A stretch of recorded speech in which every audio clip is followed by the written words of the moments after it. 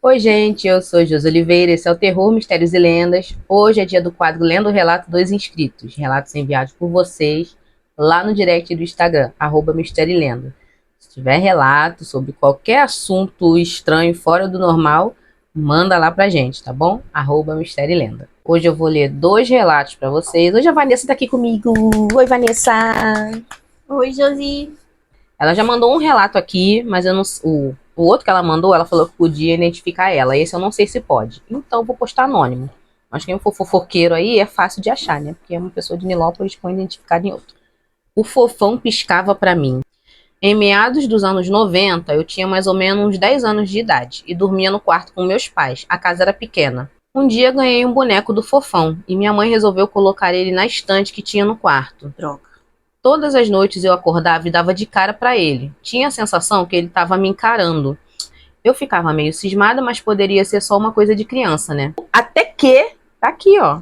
Até que um dia ele começou a piscar pra mim, todas as noites. Eu me cobria dos pés à cabeça e começava a rezar. Estava apavorada. Isso aconteceu por um bom tempo. Minha mãe não acreditava em mim. Normal, os pais não acreditam nas crianças quando elas relatam esse tipo de coisa. Minha mãe não acreditava em mim, mas um dia, cansada da... Eu arrancava o joelho dele.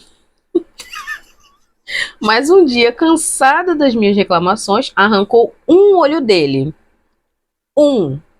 Aí tá, acho que ela pensou que poderia ser alguma falha no mecanismo, né? Porque o olho do fofão era aquele bonequinho antigamente que mexia assim. Mas ela arrancou um. Meses passaram, eu cada vez com mais medo, minha mãe ainda achando que eu estava inventando ou imaginando coisas, resolveu tirar o outro olho. Mesmo assim, ele me incomodava muito ali na estante. Então, de tanto eu pedir, ela tirou ele do quarto e colocou ele na sala. Mas eu ainda o via quando olhava para a porta do quarto. Quando a vizinha nossa faleceu, sentia ele próximo a mim, toda a noite. Acordei uma noite com o choro da filha da vizinha falecida e fui até a sala. Olhei para ele e, mesmo sem os olhos, ele mexia a parte onde deveriam estar os olhos. Eu fiquei desesperada, mais do que já estava. Chorei muito e contei tudo para minha mãe. Somente aí ela acreditou e finalmente jogou ele fora. Enquanto ele esteve lá em casa, eu não tinha sossego. Era uma sensação horrível de estar sendo observada e oprimida o tempo todo. Eu lembro de uma fogueira feita do portão aqui de casa, do lado de fora do boneco fofo. Me conte. Me conte. Minha prima desesperada com alguma coisa resolveu tacar fogo no fofão. Só lembro. Eu era muito pequena, eu só lembro da cena dela tacando fogo no fofão. Nossa, então tá bom. Agora, por que ela tacou fogo no fofão? Mas aí já tinha muitos relatos dessas histórias do fofão, né? Encontrava um pano preto com a faca enfiada dentro do boneco. Eu acho que tinha alguma coisa a ver com isso. Minha prima acho que estourou o boneco todo atrás do tal do pano preto. Ela acha, se eu não estou enganada, se minha memória não me falha, ela realmente encontrou um pano preto. Ela não tinha nada, mas ela encontrou o tal do pano preto. Acho que ela entrou em tal desespero que tacou fogo no boneco.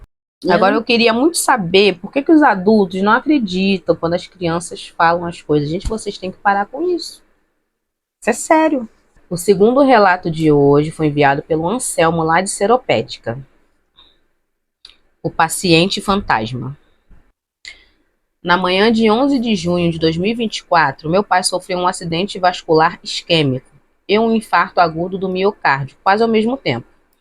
Socorri ele a tempo, ele ficou 2 dias internado na UPA de Bangu, e lá ele não podia ter acompanhante, mas quando ele foi transferido para o hospital, eu pude ficar lá com ele, e é aí que começa meu relato. Ele ficou internado no Raul Gazola, em Acari, e tinha alguma coisa no ar que era difícil de descrever. Tinha ele e mais 3 pessoas no quarto, e eu constantemente ia ajudar os outros senhores, já que não tinha ninguém da família deles ali. E tinha um senhor em especial que era o seu João.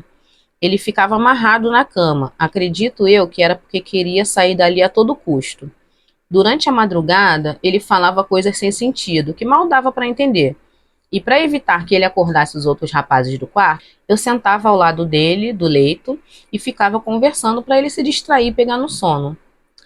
Naquele hospital, eu tinha a sensação de estar sendo observado constantemente.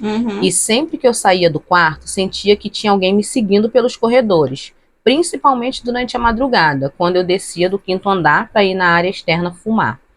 Por diversas vezes dentro do elevador, eu sentia algo ou alguém me tocar.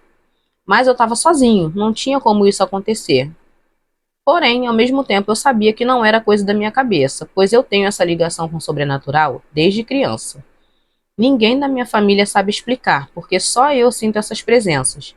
Sinto cheiros, principalmente de perfume, como se alguém estivesse próximo a mim. Fora os barulhos estranhos e risadas, mas isso fica para outros relatos. Como todo mundo sabe, o hospital é lugar onde existe muita mágoa, ressentimento, sofrimento e dor.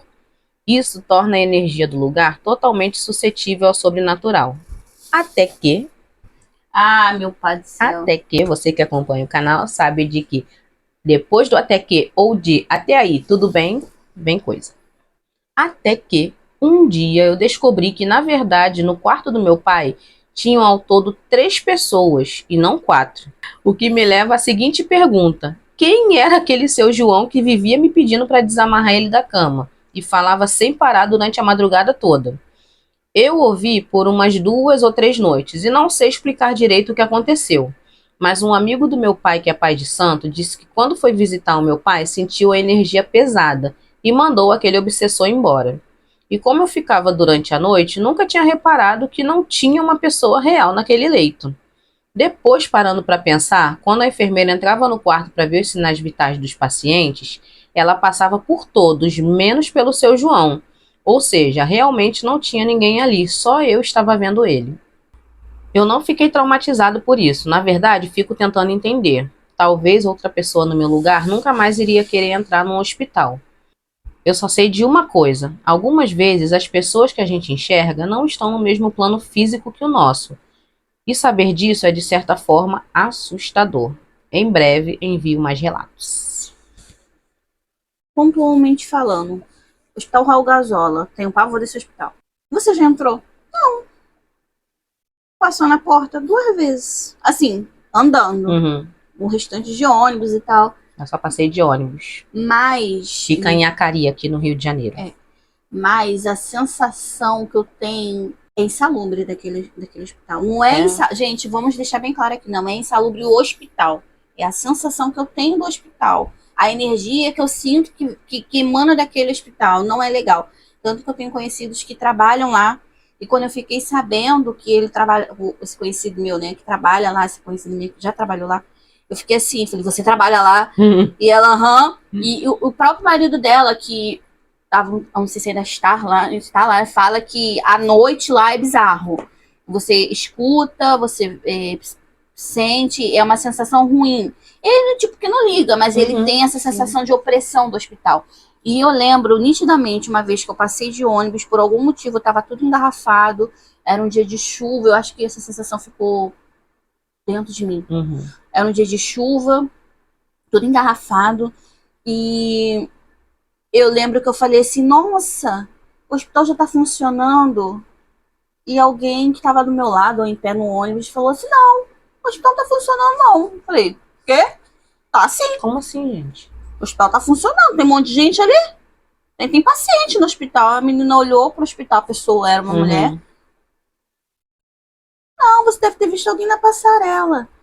Gente, não foi uma pessoa na passarela, foi uma pessoa dentro de uma porcaria de um corredor no hospital. Nossa. Tinha uma ambulância parada na porta do hospital, tinha movimento no hospital, tinha luzes acesas no hospital, entendeu? E eu tava vendo aquilo e não sei porque eu me distraí com alguma coisa. Eu falei, essa pessoa tá maluca. Aí o ônibus andou mais um pouquinho, tipo uns mais 100 metrinhos, e eu olhei assim pra trás, e quando eu olhei pra trás, por tudo quanto que é mais sagrado, o hospital tava às escuras. Meu Deus do céu. Não tinha uma viva alma no hospital que eu vi todo claro. Eu fiquei com aquilo na minha Nossa Senhora. E toda vez que eu passo daqui, eu nem olho pro hospital, entendeu? As poucas vezes que eu olhei pro hospital, eu sempre vejo ele agora todo escuro. A energia que eu sinto vindo dele é uma energia escura, não olho e vejo um hospital. Porque você vê o hospital, você vê assim, tudo clarinho, tudo bonitinho. Por sim, mais bizarro que ele branquinho. seja, você não sente as energias caóticas. Mas de lá, não sei o que acontece ali. E nem quero descobrir. Entendi. Não Eu sei se menos. não sei se é a área. Ah, é porque ali é brabo. A A área que ele energia do lugar já é ruim. é ruim, a localidade não é boa, o posicionamento não é bom, um rio poluído, entendeu? O hospital tá praticamente em cima de um rio, totalmente poluído. Então, assim, eu não sei, cara, e não é legal. Gente, é muito ruim. É muito ruim você sentir essas coisas. Imagino. Eu fico imaginando quem é médium. Tava falando isso com o Zé, no final de semana. Fico imaginando quem é médium mesmo. A pessoa não deve dormir em paz. Então é isso, gente. Por hoje é só. Comenta aí, curte bastante, compartilha. Se você tiver algum relato para contar, envia lá no Instagram, @misteriolenda, tá bom? Não deixa de ir lá no link da vaquinha e do Apoia-se, ler um pouquinho da minha história lá. E é isso. Até a próxima e tchau! Tchau!